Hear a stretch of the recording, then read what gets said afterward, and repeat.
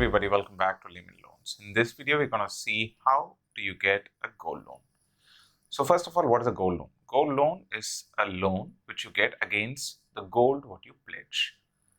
So you cannot get a gold loan on something like a gold ETF or a gold bond and all those. So typically you need to have a physical gold for you to go pledge and take a loan. A gold loan will not be given on coins. So if you have your gold as gold bars or gold coins, you cannot get a gold loan. If you have a coin even with a small ring attached to it, like a dollar, still that will be considered as a jewelry. But a gold coin or a gold bar is not considered as a jewelry. So any jewel which you go and pledge, you can get a loan on that. What is the maximum amount they will give for per gram of gold is purely subject to the institution which is going to lend you the gold loan. For example, there are institutions like banks, like Axis Bank or ICICI Bank, SBI Bank. All these private and nationalized banks have started lending money for gold loan, and you have exclusive institutions for gold loan. Like there is something called Muthoot FinCorp and Manappuram Gold Finance. All these kind of institutions are exclusive private partners who are lending money based on your gold. The gold prices are always subject to change. Like gold prices can increase one day or decrease another day. So what they do is they will not lend you the money as per current gold price. Usually they will set a price for maximum cap rate. So you have to know what is the maximum cap rate they fix and to what extent you can do. So fundamentally, based on the interest rate they charge, they will fix this particular lending rate for per gram of gold. Assume they are lending at 1% rate. So 1% per month, meaning 12% per annum. So if you are going to get a loan of 100 rupees, you need to pay an interest of 1 rupee per month. So in a year, you will be ending up paying 12 rupees per year. So that's a 12% per annum interest. So for a 12% per annum interest, you will be having a actual gold price which they are actually lending. That amount will be somewhat lower. So assume today's gold price is around 4,500 rupees when we are shooting the video today. Their possible lending rate for 12% rate will be about say 2,500 rupees or 2,700 rupees, not more than that. But if you're going to pay a higher amount for your gold, say for example, they're going to give you 3,500 rupees for per gram of gold, then what they will do is they'll increase your rate of interest as well. Instead of 12%, it will become 18% or even 24%. So the higher the amount you wish to take till the maximum cap limit they have, the higher will be the interest rate. So is it even advisable to go for higher interest rates? There are institutions which lend up to even 36% interest rates also. But is it even recommended to go for such gold loans is a very, very important question. From Layman Loans, our take is that gold loans have to be a short-term loan. Any loan which you take for more than 10% rate of interest itself should be a short-term or an ultra-short-term loan. What do we define by a short-term or ultra-short-term? Anything less than 6 months is considered to be an ultra-short-term, and anything less than 1 year is considered to be short-term. So if you are taking a gold loan, always try to ensure you amortize or you settle the loan. Amortize means you finish off the loan within the period of time you have taken. Most importantly, all these gold loans are subject to renewal. You have to know what is renewal. For you to go and take a loan, they will give you a loan based on a tenure of say 6 months, 3 months or 1 year. So within that period of time, every month you will have to pay your interest either online or offline by visiting to the branch. If you don't pay the interest, they will likely auction the gold and close the loan itself.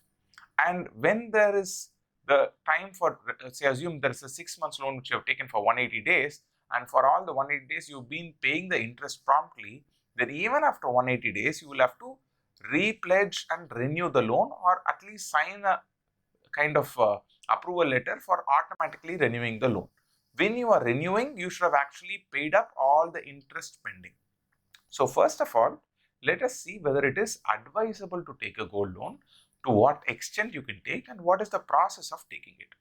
For you to take a gold loan, you should have gold jewelry.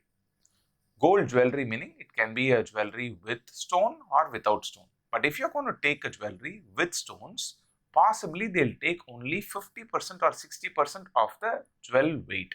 So assume you have a golden necklace set which is studded with ruby, emerald and zircon stones, then possibly the entire set will be weighing about say 70 grams, and they will take only 30 to 35 grams into consideration for lending, because remaining weight they'll say it is all the stone weight. So they will not give you money for the stone. When you're trying to buy a new piece of jewelry in the store, they will possibly ask you to pay separate amount for the stones as well. You will be paying say on per carat basis or per gram basis for the stones which are studded onto the jewelry, but those stones technically don't have any resale value or pledging value when you're going for a gold loan. Secondly, the documents which you need to have for getting a gold loan are, you need to have your PAN card and your ID proof, that is your Aadhaar card.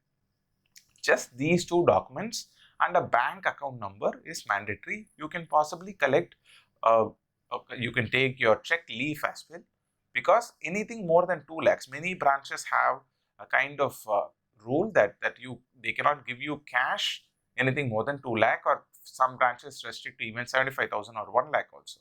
So if you're trying to get a gold loan more than a lakh, possibly it will be deposited in the format of an NEFT or an IMPS transfer to your bank account, and that's going to happen immediately or maximum within about 30 minutes time. So when you're pledging the gold itself, you'll be able to collect the amount in your bank account. And do remember to take your phone, because they'll be taking the photo of the jewelry and they'll also take photo of yourself as well, and there will be an OTP which will be generated to your phone. So you don't go with the phone, then they cannot create an account itself for you. So first you go hand over the gold to the respective institution where there is a gold loan section, and they will weigh the gold and give you an estimation of how much they can give. The higher the interest rate you're willing to pay, higher will be the per gram lending rate which they'll be willing to give you. So for example, you don't mind giving you even 30% or 28% interest rate, they'll give you a maximum cap rate which is like even 3,500 rupees or 4,000 rupees per gram also, there will be institutions willing to give you. But normally they'll give you almost 50 to 60% of the current lending rate will be the actual rate for an interest rate of 12% or 15%. Now, there are few catch points which you have to note. If you forget to pay, or if you are not able to pay any 1 month or another month, the interest rates of the gold loan are subject to increase. So they will actually take a written undertaking from you that if you don't pay for 2 months, like 60 days, you don't pay your interest rate at all, then possibly the 15% rate of interest which they have given will become 18%. You don't pay for 90 days, it will become 24%. So it will keep on increasing and your overall burden will keep increasing. So it is always advisable for you to pay your interest on time. Unlike a customary personal loan, the gold loan gives you the benefit of paying only the interest. In the case of all the other loans, like loan against property or a home loan or a personal loan, business loan, all these loans will ask you to pay a component of principal as well. So there's an EMI which is called as an equated monthly installments, wherein you pay the principal as well as the interest. In the case of a gold loan, it's an interest only loan. That is, you pay only the interest for the principal you have taken. And once you have enough money to close the loan, you go pay the entire outstanding principal and you close the loan and get the jewel back.